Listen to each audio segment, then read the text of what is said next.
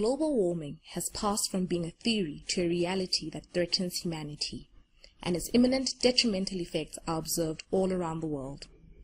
In general, there are two ways to minimize it and eventually stop it.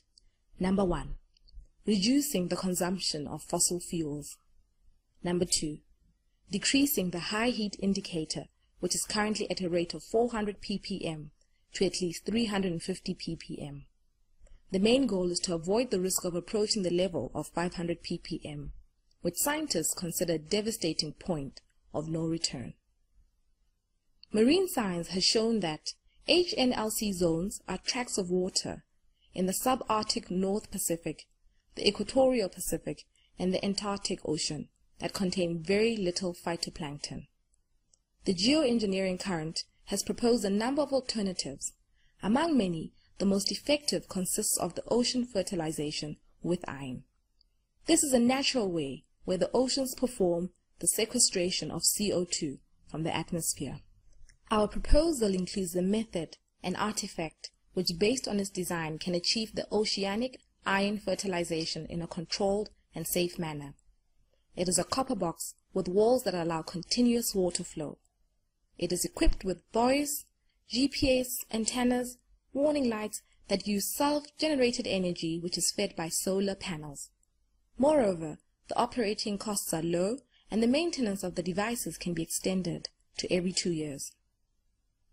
This device is anchored in an HNLC area adjacent to a marine current, which helps to transport and distribute the nutrients such as nitrogen, phosphorus, silica, etc., continuously and generating on its way phytoplankton blooms.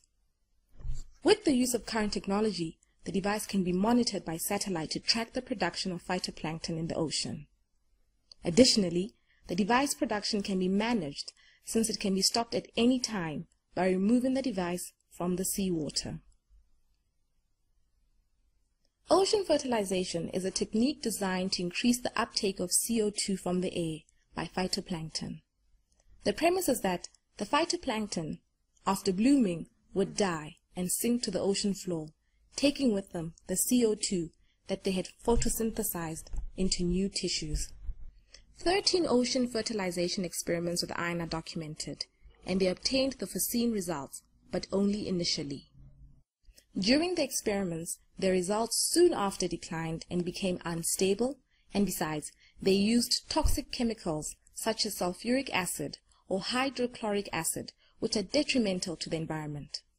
Our device will trigger the restoration of nutrients in a continuous way as well as the production of phytoplankton. Within the projected results, we calculate that our device will reach a daily production capacity of 33 kg in situ of ferrous iron oxide, with the potential of increasing the production of phytoplankton up to 12,540 tons and producing a CO2 sequestration at the same rate, Redfield ratio. Additionally, the increased generation of oxygen will increment with the production of dimethyl sulfide, which increases the production of clouds and therefore increases the albedo.